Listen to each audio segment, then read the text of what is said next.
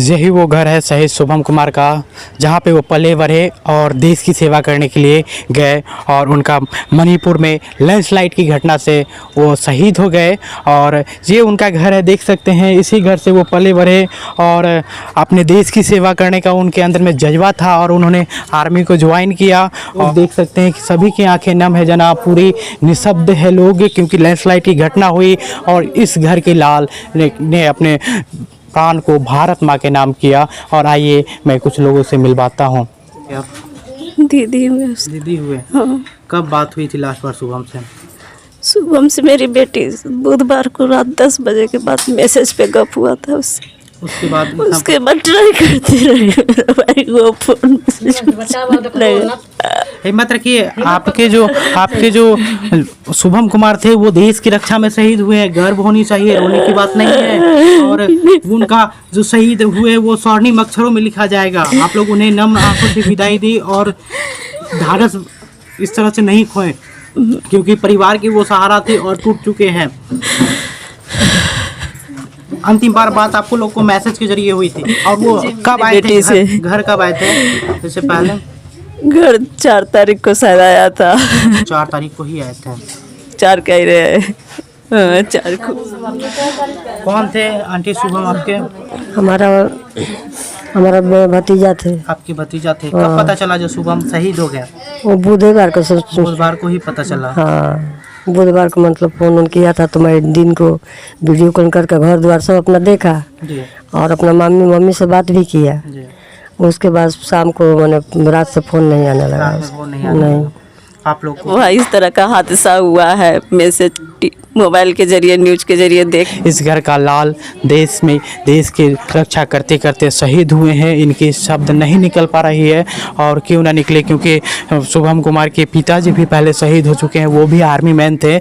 और ये घर की माहौल आप देख सकते हैं, सभी की आंखें नम है और ये परिवार में एक तरह से मातम जैसा छा चुका है, क्योंकि एक लैंडस्लाइड की घटना होती है। आर्मी टेरिटोरियल वो में थे, वहाँ पे वो अपने ड्यूटी बखूबी निभा रहे थे। रात्रि की घटना है और भूस्खलन होती है। 2 दिन के बाद उनके बॉडी को फिर रिकवरी किया जाता है। उससे पहले इनके परिवारजनों से उनका संपर्क टूट गया था और जैसे कि उनके दीदी बताएं, जो उनके द्वारा बराबर संपर्क साधने की कोशिश की जा रही थी, लेकिन संपर्क नहीं हो पा रहा था। ऐसे माँ को ऐसे पुत्र जरूर दे जो देश की सेवा में अपना प्राण को निछावर दिए। ये माँ को मेरी तरफ से सलाम है, तमाम देशवासियों की तरफ से ऐसे माँ को सलाम है कि उन्होंने। शुभम से बात हुआ था बुधवार को जी।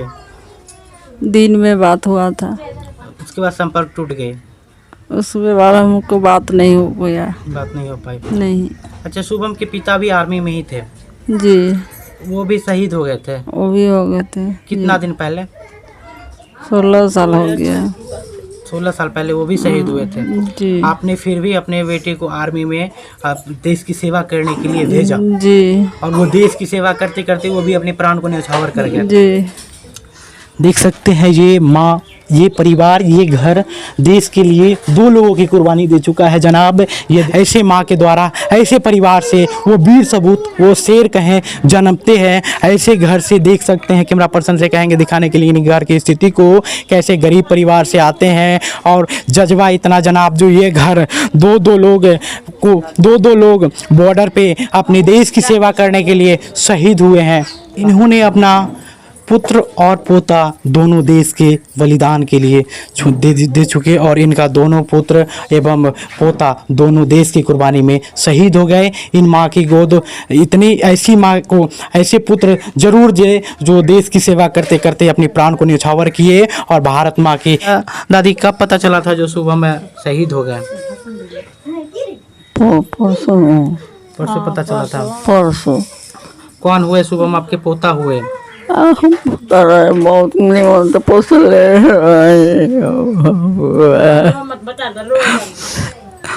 आपके लड़के भी शहीद हुए थे?